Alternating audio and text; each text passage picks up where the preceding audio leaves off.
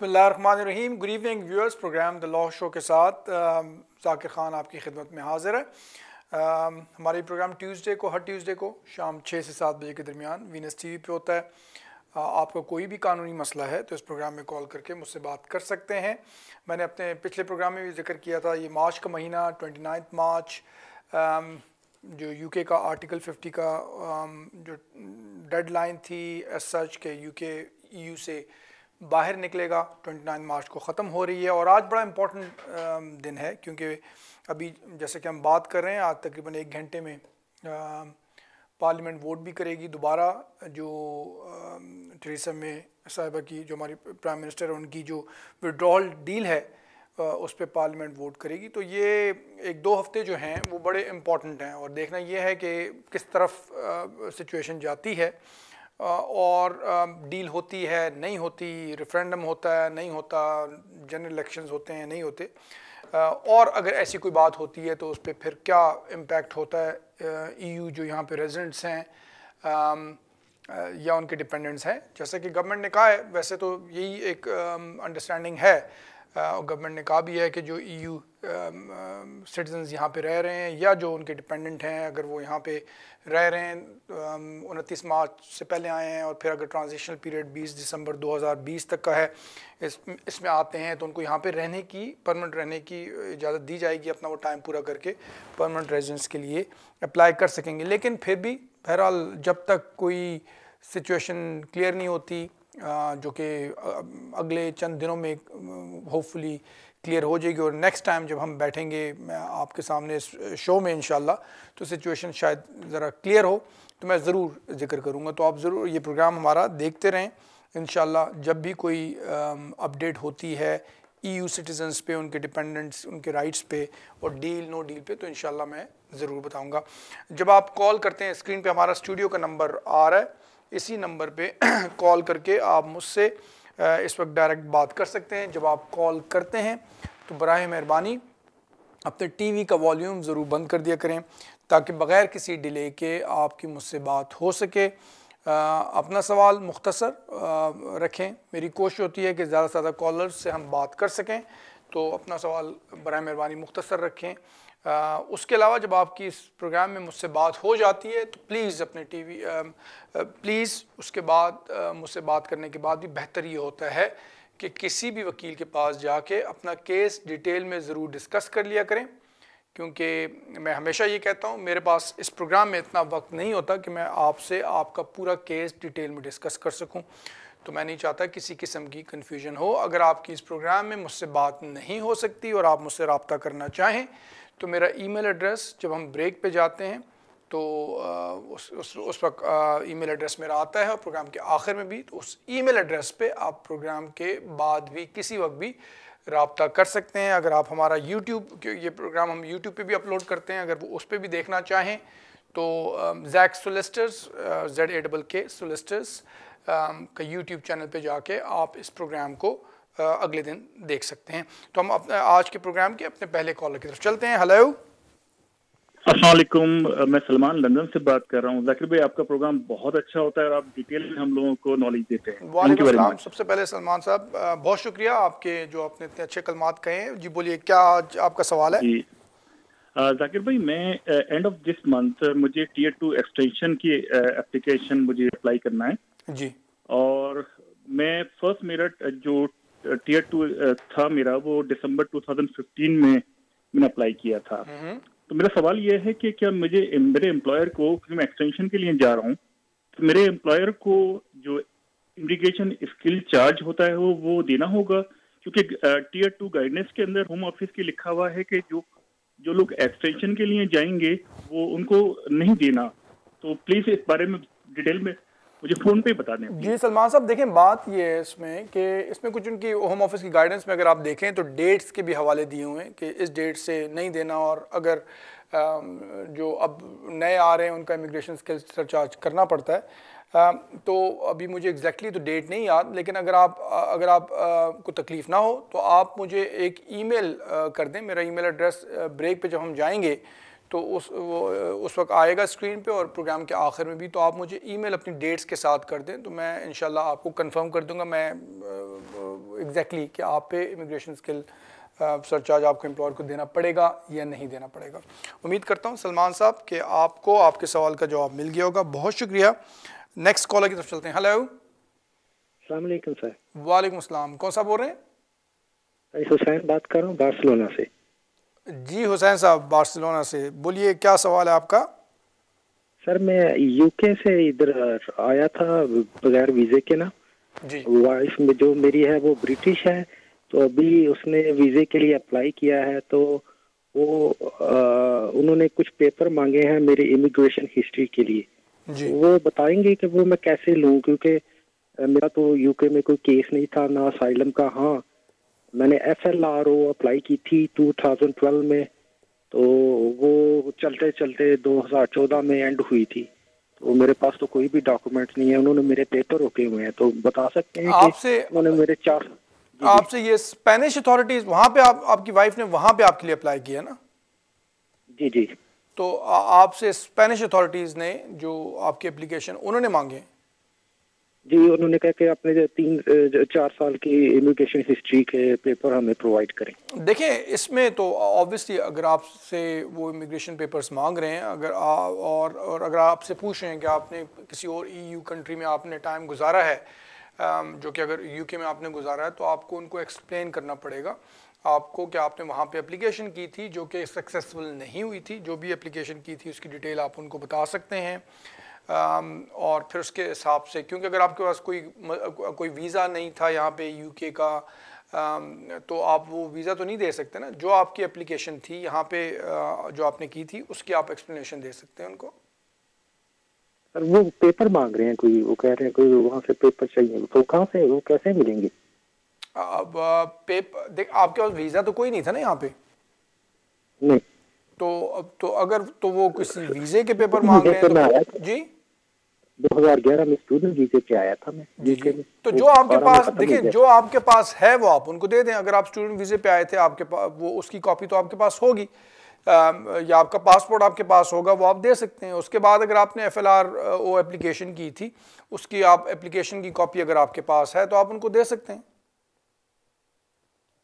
ठीक है जी हुसैन साहब, उम्मीद करता हूँ आपको आपके सवाल का जवाब मिल गया होगा, and best of luck. Next collar की तरफ चलते हैं। हेलो। हेलो, अस्सलाम वालेकुम डॉक्टर साहब। वालेकुम सलाम जी, कौन सा बोल रहे हैं और क्या सवाल है आपका? जी मैं आसिफ बात कर रहा हूँ लंदन से। जी और मुझे ये पूछना था कि मैं EU सिटीजन हूँ, मैं 2013 में आया था। जी। लेकिन मैंने 2016 में अपनी वाइफ के साथ अपना रेजिडेंस कार्ड अप्लाई किया और उसका रेजिडेंस सर्टिफिकेट, वो दोनों आ गए। तो उनको 5 इयर्स का वीजा मिला है वाइफ को, और मेरा 16 से रेजिडेंस कार्ड जो है वो आया है। तो क्या मेरा टाइम 13 से काउंट होगा या 16 से काउंट होगा फॉर 5 इयर्स? और उसके बाद ये कि अगर मैं अप्लाई करता हूँ परमानेंट रेजिडेंसी के लिए, दूसरा सवाल कि उसमें मुझे बैंक स्टेटमेंट काफी रहेगा for proving 5 years residency with जो वर्क मैं करता हूँ HMRC के टैक्स के साथ? देखें, जहाँ तक आपके पहले सवाल का ताल्लुक है, जब आप 2013 में यहाँ पे आए हैं, एज लॉन्ग एज आप 2013 से यहाँ पे ट्रीटी राइट अगर एक्सरसाइज कर रहे हैं, तो आपका वो 2013 से टाइम काउंट होगा। जब से आप ट्रीटी राइट यहाँ पे UK में एक्सरसाइज कर रहे हैं, वहाँ से आपका टाइम काउंट होगा।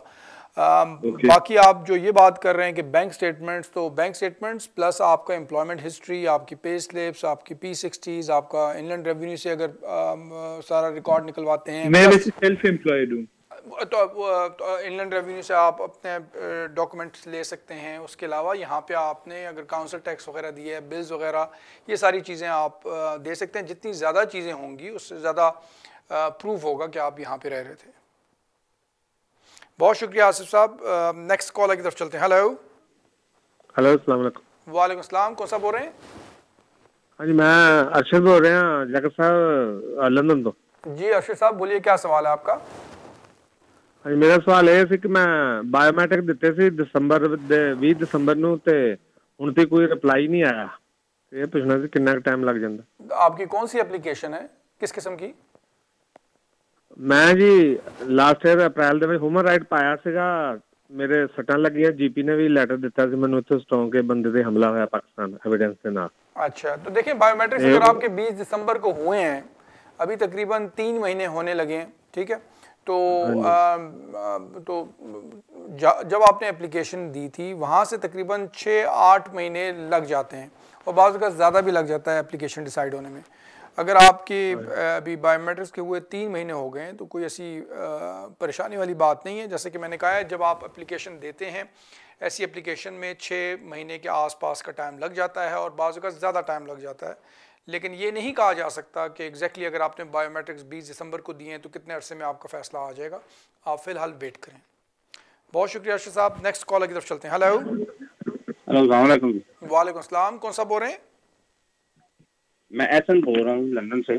जी एहसन साहब बोलिए, क्या सवाल है? ऐसे है कि 20 साल की एप्लीकेशन होती है, वो 20 साल से पहले भी अप्लाई कर सकते हैं, 20 साल के बाद भी करनी पड़ती है? देखिए जो 20 साल की प्रोसीजर क्या होता है? देखें जो 20 किस किस्म का कोई एविडेंस 20 साल के पूरे देने होते हैं इनको? जी देखें, जो 20 साल की बेसिस पे एप्लीकेशन होती है कि आपको यहाँ पे रहते हुए 20 साल हो गए हैं, तो वो तो तभी आप कर सकते हैं कि जब आपको 20 साल पूरे हो गए हों। आप पहले नहीं कर सकते। और उसमें आपको 20 साल का सारा रिकॉर्ड देना होता है कि आप 20 साल से अगर यहाँ पे रह रहे हैं तो उसके सिलसिले में जो भी आपके पास यहाँ पे रहने का रिकॉर्ड है, आपके पासपोर्ट्स वगैरह, वो सारा कुछ देना पड़ता है। जनरली स्पीकिंग, जैसे कि मैंने कहा है, 20 साल की एप्लीकेशन जो यहाँ पे आप करते हैं, लॉन्ग रेजिडेंस की एप्लीकेशन जिसे हम कहते हैं, तो वो आप तब करते हैं जब आपको 20 साल यहाँ पे हो जाए। अगर 20 साल से काफ़ी कम अरसा हुआ हो, काफ़ी पहले आपने एप्लीकेशन करनी हो, तो वो डिपेंड करता है आपके सर्कमस्टांसेस पे कैसी एप्लीकेशन हो सकती है कि नहीं हो सकती, और फिर आपकी ह्यूमन राइट्स और प्राइवेट एंड फैमिली लाइफ की बेसिस पे हो सकती है, डिपेंडिंग ऑन आप योर सर्कमस्टांसेस। बेहतर है किसी वकील से जाके डिटेल में मशवरा कर लें, ताकि अगर उससे पहले कोई एप्लीकेशन हो सकती है तो वो किया जाए। बहुत शुक्रिया हसन साहब। नाज़रीन, एक मरतबा फिर मैं आपको बता रहा हूँ कि अगर आप मेरा ईमेल एड्रेस नोट करना चाहें तो इस वक्त स्क्रीन पे ईमेल एड्रेस आ रहा है। इस ईमेल एड्रेस पे आप प्रोग्राम के बाद भी मुझसे रब्ता कर सकते हैं। अभी मुझे बताया जा रहा है एक ब्रेक का टाइम हो गया है, तो आप किधर जाइएगा नहीं। मैं ब्रेक के बाद आपकी खिदमत में दोबारा हाजिर होता हूँ। वेलकम बैक व्यूअर्स, आप देख रहे हैं द लॉ शो। मैं हूं जाकिर खान। हम इस प्रोग्राम में अभी लाइव कॉल्स, जैसे कि आपको मालूम है, लेते हैं, उसी सिलसिले को आगे बढ़ाते हैं। नेक्स्ट कॉलर की तरफ चलते हैं। हेलो। अस्सलाम वालेकुम। वालेकुम अस्सलाम। कौन सा बोल रहे हैं? सर मैं एहसन बोल रहा हूँ लंदन से। जी जी सर मेरा 20 साल का क्वेश्चन था आपसे कि 20 साल की एप्लीकेशन, मुझे 20 साल हो गए हैं, ठीक है जी जी, और मेरे वकील ने, मैं डिटेन भी हो गया था तकरीबन कोई अक्टूबर में। जी जी, तो मेरी एप्लीकेशन पेंडिंग थी, वो बोलते नहीं थी। मेरी लॉयर ने री एप्लीकेशन की तो उन्होंने मेरे बायोमेट्रिक भी ले लिए, फिंगर सारा कुछ दे दिया मैंने, तो रिलीज उन्होंने मुझे कर दिया तो वीक के बाद। अब मुझे 20 साल हो गए हैं। मुझे असल में कभी मसला है, उन्होंने मुझे इस बिहार पे छोड़ा था कि मेरी ब्लड प्रेशर बहुत हाई हो गया था मेडिकल ग्राउंड्स पे। इस वजह से मैं ये पूछ रहा है कि 20 साल हो गए हैं, मुझे मार्च आ गया है, मैं फ्रेश एप्लीकेशन करूं तो ये तो मुझे जनवरी में करनी चाहिए थी, अभी तक मेरे लॉयर ने की नहीं। इसका क्या प्रोसीजर है? आपकी अभी एप्लीकेशन तो पड़ी हुई है ना, आप कह रहे हैं? हाँ जी हाँ जी, वो की, उसका कोई आंसर नहीं मुझे आया अभी तक। तो आप फिलहाल तो वेट करें ना। अगर आपकी एक आउटस्टैंडिंग एप्लीकेशन ऑलरेडी है तो दोबारा आप फर्दर उसमें मज़ीद कोई रिप्रेजेंटेशंस वगैरह करनी है तो आप वो भिजवा सकते हैं। लेकिन अगर आपने एप्लीकेशन ऑलरेडी की हुई है तो मेरे ख्याल से तो आपको फ़िलहाल वेट करना चाहिए। 20 साल के देखें ना, 20 साल मुझे हो गए हैं। वो मैंने अक्टूबर नवंबर में की थी। जी जी, लेकिन मुझे 20 साल के ऊपर हो गए, इसका जवाब ही कोई नहीं आ रहा। मैं काम भी नहीं, परमिशन भी नहीं दे रहे, ना काम कर सकता हूँ ना कुछ कर सकता हूँ। ये भी तो मसला है ना। लोगों ने जनवरी में अप्लाई की, उनको वीजा लगे, 2.5 साल के चला के आ रहे हैं। ऐसा सब बात ही है कि जब तक आपकी एप्लीकेशन डिसाइड नहीं होती और अगर आपको वीज़ा मिल जाता है तो तभी आपको काम करने की परमिशन देंगे। आम तौर पे ऐसा नहीं होता कि आपको जब तक आपकी एप्लीकेशन पड़ी हो और आपको काम करने की इजाज़त दी जाए। जनरली स्पीकिंग जो ऐसी एप्लीकेशंस हैं, जो 20 साल की एप्लीकेशंस हैं, वो आम तौर पे 5-6 महीने या बाज़ औक़ात इससे ज़्यादा टाइम, थोड़ा सा 2-4 महीने ऊपर हो जाते हैं, तो उसमें डिसाइड हो जाती हैं। तो फ़िलहाल तो आपको वेट करना पड़ेगा। आप उसमें ये नहीं एक्सपेक्ट कर सकते फ़िलहाल कि अभी स्ट्रेट अवे आपको, अभी आपने बताया कि अक्टूबर नवंबर में आपने एप्लीकेशन की है, तकरीबन 5 महीने हो गए हैं, आपको थोड़ा सा और वेट करना पड़ेगा। तो फिर कोई फ़ैसला आ जाएगा। अगर आप चाहते हैं कि होम ऑफिस जल्दी डिसाइड करे, आप बहरहाल अपने वकील के ज़रिए होम ऑफिस को दोबारा से लिख सकते हैं, रिमाइंडर्स वगैरह लिख सकते हैं कि जल्दी आपकी एप्लीकेशन डिसाइड की जाए। जो भी रीजंस हैं, आपके मेडिकल कंडीशंस हैं, काम करने की आपको ज़रूरत है, वो सारा आप उसमें लिख सकते हैं। मैं उम्मीद करता हूँ कि आपको आपके सवाल का जवाब मिल गया होगा। एहसन साहब बहुत शुक्रिया। अगले कॉलर की तरफ चलते हैं। हेलो जी, अस्सलाम वालेकुम जी। वालेकुम अस्सलाम। कौन सा बोल रहे हैं? जी, अदनान बोल रहा हूँ जी। एक सवाल मेरा नेशनलिटी के बारे में है। जी जी बोलिए। मेरा वीजा कैटेगरी सोल रिप्रेजेंटेटिव है और 2010 से ये चल रहा था। 2018 में मैंने ILR लिया जी। तो अब अगर नेशनलिटी के लिए जाता हूँ तो 90 डेज का है। 2019 में मुझे अगर उस 90 डेज को मैं मीट कर लेता हूँ, लेकिन मेरा 450 डेज की जो कंडीशन है वो पूरी नहीं होती मेरे, क्योंकि फॉरेन विजिट्स बहुत ज्यादा हैं, तो वो तो 600 डेज बन जाते हैं जी। तो जबकि मैं यहाँ टैक्स भी दे रहा हूँ, सैलरी भी है, रेजिडेंसी भी है। जो रेजिडेंस की रिक्वायरमेंट है ना नेशनलिटी के लिए, वो बड़ी मेजर सिग्निफिकेंट मतलब सिग्निफिकेंट रिक्वायरमेंट है। और उसमें ये है कि अगर आपने जैसा कि खुद बताया कि 450 डेज लास्ट 5 ईयर्स में 450 डेज से ज़्यादा नहीं होने चाहिए, अनलेस कि कोई एक्सेप्शनल सर्कमस्टांसेस हों या कोई ऐसी वजह हो कि जिसकी वजह से आपको बाहर रहना पड़े। अब आपके केस में अगर आप बिज़नेस के लिए वजह से आते जाते रहे हैं और जैसे कि आपने बताया कि आपका वीज़ा भी ऑफिशियल विजिट से मेरे प्रॉपर उसके वीज़ास लगे हुए हैं, तो ऐसी सूरत में आप जब एप्लीकेशन करते हैं तो आप अपना सारा एक्सप्लेन कर सकते हैं होम ऑफिस को, लेकिन बहरहाल ये उनकी डिस्क्रिप्शन है। जब आपका 450 डेज से ज़्यादा हो जाता है तो फिर जो केस वर्कर होता है उसकी डिस्क्रिप्शन है कि वो उसको डिसरिगार्ड करता है कि नहीं। जो आपके रीजंस हैं आप उनको लिख के बता सकते हैं कि आपके ऑफिशियल विजिट्स थे, आपका बिजनेस रीजंस थे, जो भी वजूहात थी, फिर उसको केस वर्कर जो है वो अपनी डिस्क्रिप्शन के तहत आपकी एप्लीकेशन डिसाइड करेंगे। बहुत शुक्रिया अदनान साहब। नेक्स्ट कॉलर की तरफ चलते हैं। हेलो जी, अस्सलाम वालेकुम। वालेकुम अस्सलाम। कौन सा बोल रहे हैं? जी, मैं वसीम बात कर रहा हूँ, सैयद वसीम अहमद। मुझे आपसे पूछना ये था कि मैं डच नेशनल हूँ, यूरोपियन सिटीजन हूँ और 2014 में मैं आया था यूके में। सिंस देन मैं अपने ट्रीटी राइट एक्सरसाइज कर रहा हूँ। उसके बाद मैंने अपनी वाइफ को बुलाया पाकिस्तान से, बेटी को, वो दोनों भी आ गई। उसके बाद अभी मैंने लास्ट ईयर अप्लाई किया था अपनी वालदा का और अपने भाई का एक्सटेंडेड फैमिली मेम्बर वीजा, तो वो रिजेक्ट हो गया था और उन्होंने रीजन बड़ा अजीब सा दिया था कि आपने अपना रिलेशन सही से साबित नहीं किया। तो उन्होंने मुझसे DNA रिपोर्ट या इस तरह की चीजें मांगी थी, तो मैंने अपील नहीं की। उसके बाद मैंने फिर दोबारा अप्लाई कर दिया, DNA रिपोर्ट भी लगा दी और FRC भी लगा दिया है। मुझे पूछना ये था कि मेरा भाई जो है वो, उसको मैं पिछले 10 साल से फाइनेंशियली सपोर्ट कर रहा हूँ उनकी फैमिली को। अब मैंने अप्लाई तो कर दिया उनका दोबारा, लेकिन उनकी फैमिली का नहीं किया मैंने अप्लाई, ताकि उनके 3 बच्चे भी हैं, वाइफ भी है पाकिस्तान में। तो ये तो इशू बनता है ये कि इस वजह से वो रिजेक्ट कर सकते हैं या?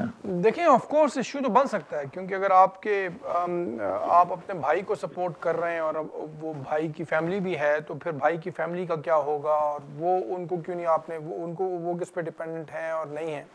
तो आपको अगर चाहिए था कि अगर भाई के लिए अप्लाई कर रहे हैं तो सारी फैमिली के लिए अप्लाई करते हैं। अच्छा, तो मैंने सोचा था वो आ जाएंगे इधर, तो जब खुद इस काबिल हो जाएंगे तो खुद अपनी फैमिली को स्पॉन्सर कर सकते हैं।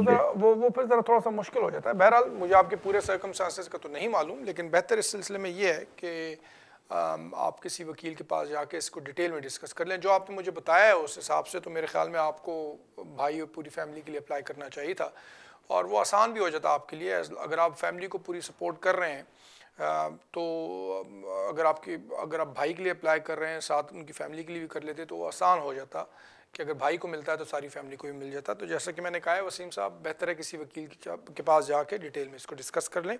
बहुत शुक्रिया। अगले कॉलर की तरफ चलते हैं। हेलो अस्सलाम वालेकुम। वालेकुम अस्सलाम। कौन सा बोल रहे हैं?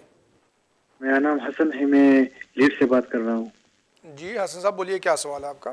सर मैं 2008 में स्टूडेंट आया था, 2 साल का वीजा पे एक्सपायर हुआ, फिर नहीं गया। मुसलसल 11 साल हो गई इस मुल्क में अभी। फिर 2016 में मैंने असाइलम किया, फिर रिफ्यूज हुआ, फिर अपील का राइट दे दिया। तो 28 जनवरी को मेरा अपील हुआ है, अभी तक कोई रिस्पांस नहीं आया, बहुत दिन हो गए, पता नहीं क्या हिसाब किताब। मैं तो बहुत कंफ्यूज हूँ। कन्फ्यूजन की बात नहीं है। देखें, आपकी अपील हुई 28 जनवरी को और अभी मेरे ख्याल में तकरीबन 5 से 6 हफ्ते हुए हैं अभी आपकी अपील को हुए। तो आमतौर पे इतना ही टाइम लगता है, 4 से 6 हफ्ते, बाज़ को थोड़ा सा ज़्यादा टाइम लग जाता है। तो आप एक आध 2 हफ्ते वेट करें। ये क्यों बोल रहा कि 10 working days I will write you inform you? किस ये जज ने आपको कहा था? यस, वो कोर्ट रूम में मेरे को बोल जी दिया बिल्कुल। कि देखें देखें 10 working बिल्कुल days। देखें बिल्कुल जज तो ये बता सकते हैं ना कि वो कब तक डिसीजन दे देंगे, लेकिन फिर आगे उनको टाइप होना होता है, वो एक प्रोसेसिंग होती है, उसमें एक्स्ट्रा टाइम लग सकता है। जज को एग्जैक्टली तो नहीं पता होता कि आपको भेजा कब जाएगा, कब टाइप होकर आपके पास जाएगा। जज ने डिसीजन अपने हिसाब से देना होता है और वो अपने हिसाब से उन्होंने बता दिया कि जी 2 हफ्ते में मैं डिसीजन दे दूँगा। तो इसलिए कोई ऐसी परेशानी वाली बात नहीं है। आप फिर भी अगर कोई आपको कन्फ्यूजन है तो आप कोर्ट में फ़ोन करके मालूम कर सकते हैं। कहीं ऐसा तो नहीं है कि डिसीजन हुआ हो और आपको मिला ही ना हो, लेकिन जैसा कि मैंने कहा ये कोई ऐसी परेशानी और हैरानगी की बात नहीं है। आमतौर पे 4-6 हफ्ते लग जाते हैं। Just to be on the safe side आप कोर्ट में ज़रूर फ़ोन करके मालूम कर लें कि कहीं ऐसा तो नहीं है कि डिसीजन हो गया और आपको मिला नहीं। बहुत शुक्रिया हसन साहब। नेक्स्ट कॉल की तरफ चलते हैं। हेलो। वालेकुम अस्सलाम। कौन सा बोल रहे हैं?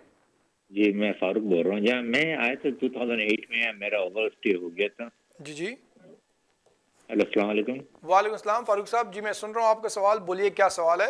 जी मैं अपने वालिद साहब के पास आया था यहाँ पर 2008 में, तो मेरा वो विजिटर वीजे पे आया था। कौन से वीजे पे आए थे आप? विजिटर वीजा था। अच्छा। तो वो एक्सपायर हो गया, तो मुझे 2008 में मैं आया था, तो तकरीबन मुझे 11 साल हो गए अभी जी विजिटर वीजा। तो मुझे अभी तक आप एक तो प्लीज फारूक साहब अपने टीवी का वॉल्यूम बंद कर दें, ठीक है, और उसको मत सुने, आप इस वक्त लाइव बात कर रहे हैं। और अब आप पूछना क्या चाह रहे हैं? आप 2008 में आए थे विजिट वीजा पे, अब आपको 11 साल हो गए हैं, वापस नहीं गए। सवाल क्या है आपका? नहीं तो वही मैं चाहता हूँ, मुझे ये कब मिलेगा यहाँ का रेजिडेंस में? देखें आप चूंकि विजिट वीज़ा पे आए थे और विजिट वीज़ा पे अगर आप ओवर स्टेयर हो जाते हैं, आप 10 साल गुजार लेते हैं, तो आपको यहाँ पे स्टे तो नहीं मिलता। और मुझे नहीं पता कि आपने कोई ऐसी एप्लीकेशन भी होम ऑफिस में की है कि नहीं की जिसकी बेसिस पे आपको कोई स्टे दिया जाए। अगर आपकी सिचुएशन ऐसी थी या है जिसकी वजह से आप अपने मुल्क नहीं जा सकते थे और नहीं जा सकते, तो फिर ऐसी सूरत में आप होम ऑफिस में फिर आप ह्यूमन राइट्स की बेसिस पे एप्लीकेशन कर सकते हैं, और वो डिपेंडिंग आपकी एप्लीकेशन क्या है तो उस हिसाब से उस पर फैसला किया जाएगा। तो बेहतर ये है, आप खाली अगर वेट करते रहेंगे कि जी मुझे यहाँ पे 11 साल हो गए हैं, मुझे होम ऑफिस खुद से वीज़ा दे देगा, तो ऐसा नहीं होगा। बेहतर ये है कि आप किसी वकील से रब्ता करें और उनको जाके अपनी सारी सिचुएशन बताएं, और ताकि अगर आपकी कोई एप्लीकेशन हो सकती है तो वो की जाए। नहीं तो मेरे JCWI में है ना, ये वहाँ पर केस है ना। जी आपकी आवाज़ मुझे क्लियर नहीं आ रही। जी बोलिए क्या कह रहे हैं आप? नहीं मेरे जो है ना ये केस JCWI में है। अच्छा जी। आपने एप्लीकेशन की हुई है कोई होम ऑफिस में? जी हाँ। तो अभी आप उसका वेट कर रहे हैं? जी हाँ। और कितना अर्सा हो गया एप्लीकेशन? 2008 से मैं आया। आपने 2008 से एप्लीकेशन की हुई है? जी जी जी। देखें इतना लंबा टाइम तो नहीं लगता। 2008 से अगर आपने कोई भी एप्लीकेशन की हो तो 11 साल तो बहुत ज़्यादा होते हैं। मेरा नहीं ख्याल कि होम ऑफिस अभी तक वो एप्लीकेशन कंसिडर कर रहा होगा। कहीं ऐसा ना हो कि आप अपनी एप्लीकेशन के डिसीजन का वेट कर रहे हैं और होम ऑफिस को रिफ्यूज़ कर चुका हो या जो भी उस पर डिसीजन दे चुका हो। तो बेहतर ये है, इसका तरीका ये है कि जो भी आपके सोलिसिटर हैं आप उनसे रब्ता करें और उनको, या अगर कोई नहीं है तो आप किसी भी सोलिसिटर से रब्ता करें और उनके ज़रिए फिर होम ऑफिस से बेहतर है कि रब्ता करके अपनी सिचुएशन मालूम करें, क्योंकि इतना टाइम नहीं लगता किसी एप्लीकेशन को डिसाइड होने में। बहुत शुक्रिया फारूक साहब। अगले कॉलर की तरफ चलते हैं। हेलो। हेलो जी हेलो। हेलो अस्सलाम वालेकुम, मैं जुबिया बोल रही हूँ। वालेकुम अस्सलाम। जी बोलिए क्या सवाल है आपका? मैंने बेटी के लिए अप्लाई किया था प्रेसिडेंट। आप अपनी प्लीज मिस जुबिया टीवी का वॉल्यूम बंद कर दें। टीवी है, मैंने अप्लाई किया था, कोर्ट में मेरी हेयरिंग थी, अपील में गई थी मैं, और उन्होंने जज साहब का लेटर आ गया था 1 हफ्ते के बाद। जी जी। सॉरी जी बोलें। मेरी बेटी का था केस, मैं हेयरिंग में गई थी 15 जनवरी को परमानेंट स्टे के लिए। तो उसका उन्होंने, जज ने तो हमारे हक में फैसला दिया था। ये कहा भी था उन्होंने कि इस लड़की के जो 2 साल ज़ाये हुए वो हमारी वजह से हुए हैं, इसको तो पहले मिल जाना चाहिए था। लेकिन होम ऑफिस से अभी तक कोई जवाब नहीं आया, उसका इंतजार कर रहे हैं। कितना लेटर में तो 28 दिन लिखा हुआ था जी, कितना 28 दिन के अंदर आपको आंसर दे देंगे, लेकिन 15 जुलाई 28 तारीख को, जनवरी की 28 तारीख को जज ने लेटर भेजा था। अच्छा और जी, तो फिर आप इस तरह करें कि अगर अभी तक कुछ नहीं आया, वैसे तो जब डिटर्मिनेशन का जो जज के का फैसला आपके हक में आए तो आम तौर पे 2-3 महीने के अंदर अंदर आ जाता है होम ऑफिस से।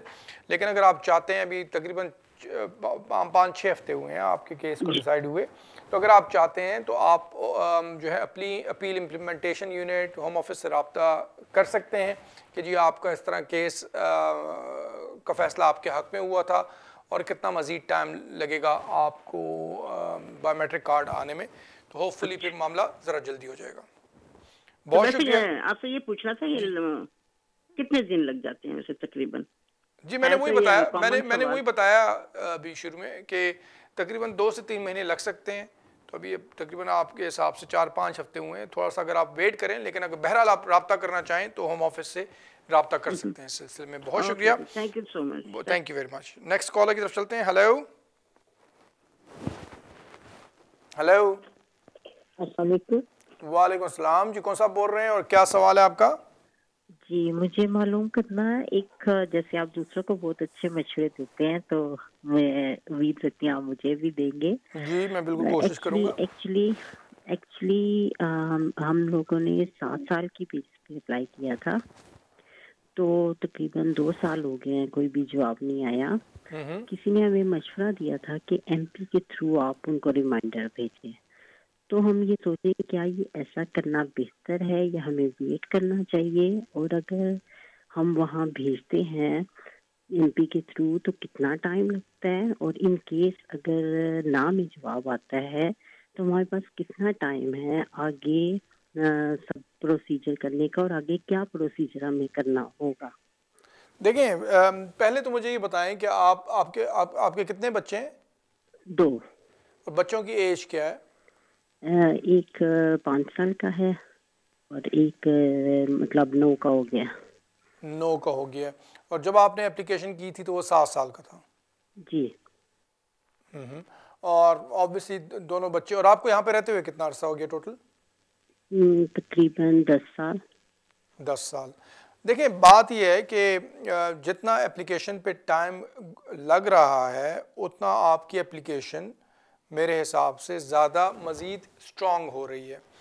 तो और ख़ास तौर पे अभी आपका जो एक बच्चा है जो कि 9 साल का है, वो भी साल बाद 10 साल का जब यहाँ पे हो जाता है तो वो एलिजिबल हो जाता है ब्रिटिश सिटीज़नशिप के लिए, रजिस्ट्रेशन के लिए। तो वो ब्रिटिश जो है उसके लिए अप्लाई कर सकता है रजिस्ट्रेशन के लिए।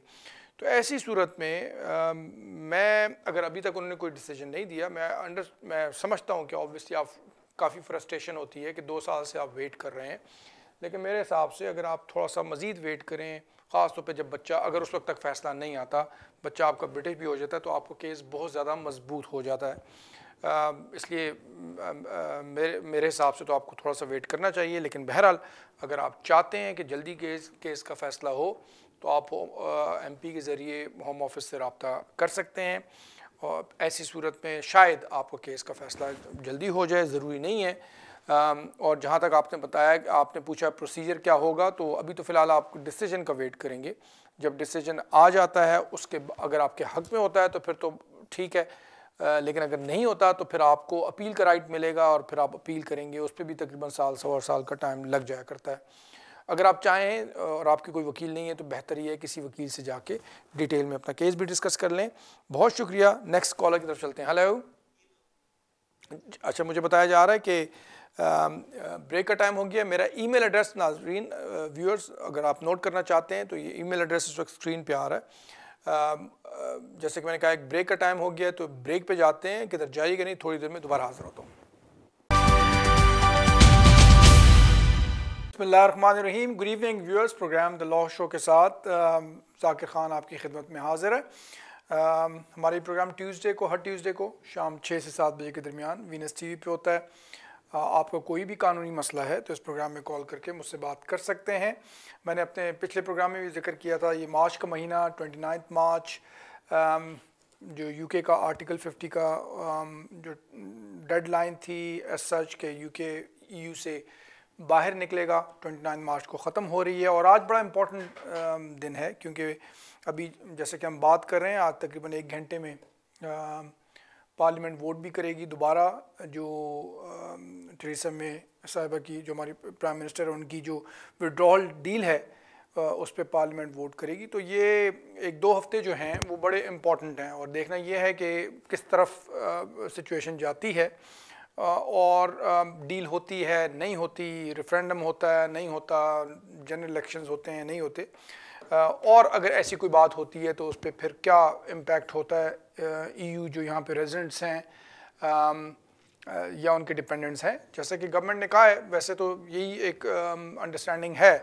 गवर्नमेंट ने कहा भी है कि जो EU सिटीजन्स यहाँ पे रह रहे हैं या जो उनके डिपेंडेंट हैं, अगर वो यहाँ पे रह रहे हैं 29 मार्च से पहले आए हैं और फिर अगर ट्रांजिशनल पीरियड 20 दिसंबर 2020 तक का है, इसमें आते हैं तो उनको यहाँ पे रहने की, परमानेंट रहने की इजाज़त दी जाएगी। अपना वो टाइम पूरा करके परमानेंट रेजिडेंस के लिए अप्लाई कर सकेंगे। लेकिन फिर भी बहरहाल जब तक कोई सिचुएशन क्लियर नहीं होती, जो कि अगले चंद दिनों में होपफुली क्लियर हो जाएगी और नेक्स्ट टाइम जब हम बैठेंगे मैं आपके सामने इस शो में इंशाल्लाह, तो सिचुएशन शायद ज़रा क्लियर हो तो मैं ज़रूर जिक्र करूँगा। तो आप ज़रूर ये प्रोग्राम हमारा देखते रहें। इंशाल्लाह जब भी कोई अपडेट होती है EU सिटीजन्स पे, उनके डिपेंडेंट्स, उनके राइट्स पे और डील नो डील पे, तो इंशाल्लाह मैं ज़रूर बताऊँगा। जब आप कॉल करते हैं, स्क्रीन पर हमारा स्टूडियो का नंबर आ रहा है, इसी नंबर पे कॉल करके आप मुझसे इस वक्त डायरेक्ट बात कर सकते हैं। जब आप कॉल करते हैं तो बराए मेहरबानी अपने टीवी का वॉल्यूम ज़रूर बंद कर दिया करें ताकि बग़ैर किसी डिले के आपकी मुझसे बात हो सके। अपना सवाल मुख्तसर रखें। मेरी कोशिश होती है कि ज़्यादा से ज़्यादा कॉलर्स से हम बात कर सकें, तो अपना सवाल बराए मेहरबानी मुख्तसर रखें। उसके अलावा जब आपकी इस प्रोग्राम में मुझसे बात हो जाती है तो प्लीज़ अपने प्लीज़ उसके बाद मुझसे बात करने के बाद भी बेहतर ये होता है कि किसी भी वकील के पास जाके अपना केस डिटेल में ज़रूर डिस्कस कर लिया करें, क्योंकि मैं हमेशा ये कहता हूँ मेरे पास इस प्रोग्राम में इतना वक्त नहीं होता कि मैं आपसे आपका पूरा केस डिटेल में डिस्कस कर सकूँ। तो मैं नहीं चाहता किसी किस्म की कन्फ्यूजन हो। अगर आपकी इस प्रोग्राम में मुझसे बात नहीं हो सकती और आप मुझसे रब्ता करना चाहें तो मेरा ईमेल एड्रेस, जब हम ब्रेक पे जाते हैं तो उस वक्त ईमेल एड्रेस मेरा आता है और प्रोग्राम के आखिर में भी, तो उस ईमेल एड्रेस पे आप प्रोग्राम के बाद भी किसी वक्त भी रब्ता कर सकते हैं। अगर आप हमारा YouTube, ये प्रोग्राम हम YouTube पे भी अपलोड करते हैं, अगर वो उस पर भी देखना चाहें तो जैक सोलिसिटर्स, ZAKK सोलिसिटर्स का YouTube चैनल पे जाके आप इस प्रोग्राम को अगले दिन देख सकते हैं। तो हम अपने आज के प्रोग्राम के अपने पहले कॉलर की तरफ चलते हैं। हेलो, अस्सलाम वालेकुम, मैं सलमान लंदन से बात कर रहा हूँ। जाकिर भाई, आपका प्रोग्राम बहुत अच्छा होता है और आप डिटेल में हम लोगों को नॉलेज देते हैं। वालेकुम अस्सलाम। सबसे पहले सलमान साहब बहुत शुक्रिया आपके जो आपने इतने अच्छे कलमात कहे हैं। जी बोलिए, क्या आज आपका सवाल है? जी जाकिर भाई, मैं एंड ऑफ दिस मंथ मुझे Tier 2 एक्सटेंशन की एप्लीकेशन मुझे अप्लाई करना है जी, और मैं फर्स्ट मेरिट जो Tier 2 था मेरा, वो दिसंबर 2015 में मैंने अप्लाई किया था। तो मेरा सवाल ये है कि क्या मुझे मेरे एम्प्लॉयर को, क्योंकि मैं एक्सटेंशन के लिए जा रहा हूँ, तो मेरे एम्प्लॉयर को जो इमिग्रेशन स्किल चार्ज होता है वो देना होगा? क्योंकि Tier 2 गाइडेंस के अंदर होम ऑफिस की लिखा हुआ है कि जो लोग एक्सटेंशन के लिए जाएंगे वो उनको नहीं देना। तो प्लीज़ इस बारे में डिटेल में मुझे फ़ोन पे बता दें। जी सलमान साहब, देखें बात ये है इसमें कि इसमें कुछ उनकी होम ऑफिस की गाइडेंस में अगर आप देखें तो डेट्स के भी हवाले दिए हुए हैं कि इस डेट से नहीं देना, और अगर जो अब नए आ रहे हैं उनका इमिग्रेशन स्किल सरचार्ज करना पड़ता है। तो अभी मुझे एग्जैक्टली तो डेट नहीं याद, लेकिन अगर आप को तकलीफ़ ना हो तो आप मुझे एक ईमेल कर दें। मेरा ईमेल एड्रेस ब्रेक पे जब हम जाएंगे तो उस वक्त आएगा स्क्रीन पे और प्रोग्राम के आखिर में भी, तो आप मुझे ईमेल अपनी डेट्स के साथ कर दें तो मैं इंशाल्लाह आपको कंफर्म कर दूंगा मैं एग्जैक्टली कि आप पे इमिग्रेशन स्किल सरचार्ज आपको एम्प्लॉयर को देना पड़ेगा या नहीं देना पड़ेगा। उम्मीद करता हूँ सलमान साहब कि आपको आपके सवाल का जवाब मिल गया होगा। बहुत शुक्रिया। नेक्स्ट कॉलर की तरफ चलते हैं। हेलो, अस्सलाम वालेकुम सर। वालेकुम अस्सलाम। कौन सा बोल रहे हैं? हुसैन बात कर रहा हूँ बार्सिलोना से। जी हुसैन साहब बार्सिलोना से, बोलिए क्या सवाल है आपका? सर मैं यूके से इधर आया था बगैर वीज़े के ना जी। वाइफ में जो मेरी है वो ब्रिटिश है, तो अभी उसने वीज़े के लिए अप्लाई किया है, तो वो उन्होंने कुछ पेपर मांगे हैं मेरे इमिग्रेशन हिस्ट्री के लिए। वो बताएंगे कि वो मैं कैसे लूँ, क्योंकि मेरा तो यूके में कोई केस नहीं था ना असाइलम का। हाँ, मैंने FLRO अप्लाई की थी 2012 में, तो वो चलते चलते 2014 में एंड हुई थी। तो मेरे पास तो कोई भी डॉक्यूमेंट नहीं है, उन्होंने मेरे पेपर रोके हुए हैं। तो बता सकते हैं आपसे कि उन्होंने मेरे 4 आपसे ये स्पेनिश अथॉरिटीज वहां पे आपकी वाइफ ने वहां पे आपके लिए अप्लाई किया ना? जी जी। तो आपसे स्पेनिश अथॉरिटीज ने जो आपके एप्लीकेशन उन्होंने मांगे? जी, उन्होंने कहा कि अपने 3-4 साल की इमिग्रेशन हिस्ट्री के पेपर हमें प्रोवाइड करें। देखें, इसमें तो ऑब्वियसली अगर आपसे वो इमिग्रेशन पेपर्स मांग रहे हैं, अगर और अगर आपसे पूछ रहे हैं कि आपने किसी और EU कंट्री में आपने टाइम गुजारा है, जो कि अगर UK में आपने गुजारा है, तो आपको उनको एक्सप्लेन करना पड़ेगा आपको कि आपने वहाँ पे एप्लीकेशन की थी जो कि सक्सेसफुल नहीं हुई थी। जो भी एप्लीकेशन की थी उसकी डिटेल आप उनको बता सकते हैं, और फिर उसके हिसाब से, क्योंकि अगर आपके पास कोई वीज़ा नहीं था यहाँ पे UK का, तो आप वो वीज़ा तो नहीं दे सकते ना। जो आपकी एप्लीकेशन थी यहाँ पे जो आपने की थी उसकी आप एक्सप्लेनेशन दे सकते हैं उनको। सर वो पेपर मांग रहे हैं, कोई वो कह रहे हैं कोई वहाँ से पेपर चाहिए, तो कहाँ से वो कैसे मिलेंगे? अब पेपर देख, आपके पास वीज़ा तो कोई नहीं था ना यहाँ पे? नहीं।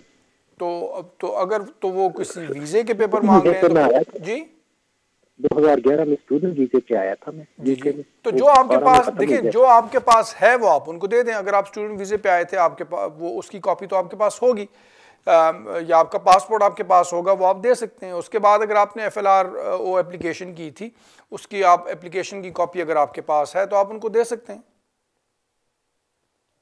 ठीक है जी हुसैन साहब, उम्मीद करता हूँ आपको आपके सवाल का जवाब मिल गया होगा, and best of luck. Next collar की तरफ चलते हैं। हेलो हेलो, अस्सलाम वालेकुम डॉक्टर साहब। वालेकुम सलाम जी, कौन सा बोल रहे हैं और क्या सवाल है आपका? जी मैं आसिफ बात कर रहा हूँ लंदन से। जी और मुझे ये पूछना था कि मैं EU सिटीजन हूँ, मैं 2013 में आया था। जी। लेकिन मैंने 2016 में अपनी वाइफ के साथ अपना रेजिडेंस कार्ड अप्लाई किया और उसका रेजिडेंस सर्टिफिकेट, वो दोनों आ गए। तो उनको 5 इयर्स का वीजा मिला है वाइफ को, और मेरा 16 से रेजिडेंस कार्ड जो है वो आया है। तो क्या मेरा टाइम 13 से काउंट होगा या 16 से काउंट होगा फॉर 5 इयर्स? और उसके बाद ये कि अगर मैं अप्लाई करता हूँ परमानेंट रेजिडेंसी के लिए, दूसरा सवाल कि उसमें मुझे बैंक स्टेटमेंट काफी रहेगा for proving 5 years residency with जो वर्क मैं करता हूँ HMRC के टैक्स के साथ? देखें, जहाँ तक आपके पहले सवाल का ताल्लुक है, जब आप 2013 में यहाँ पे आए हैं, एज लॉन्ग एज आप 2013 से यहाँ पे ट्रीटी राइट अगर एक्सरसाइज कर रहे हैं, तो आपका वो 2013 से टाइम काउंट होगा। जब से आप ट्रीटी राइट यहाँ पे UK में एक्सरसाइज कर रहे हैं, वहाँ से आपका टाइम काउंट होगा।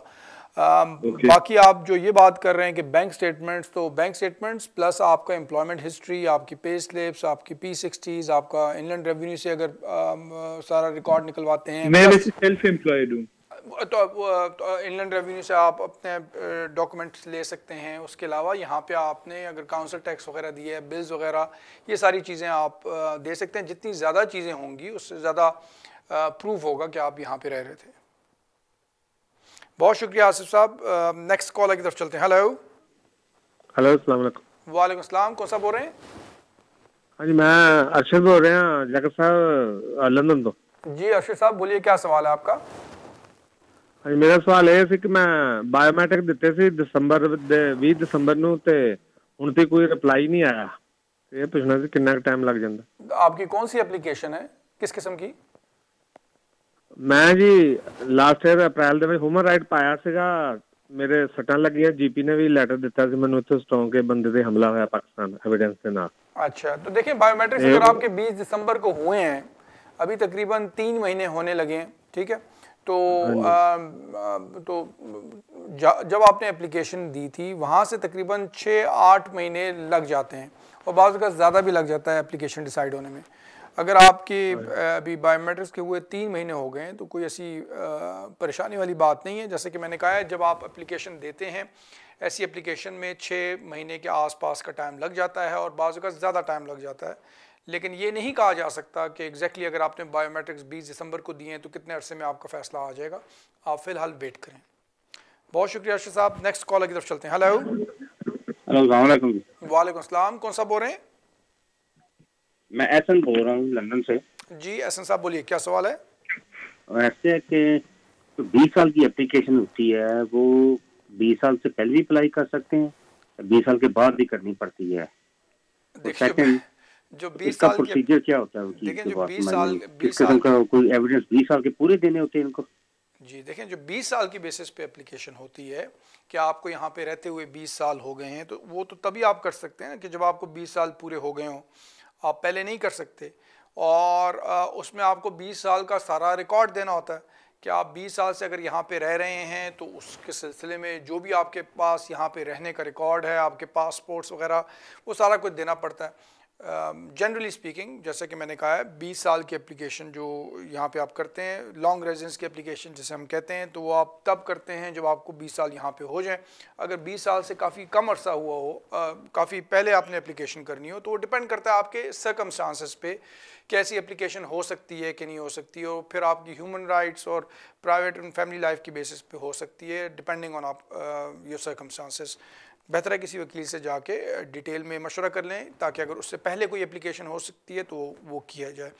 बहुत शुक्रिया हसन साहब। नाज़रीन, एक मरतबा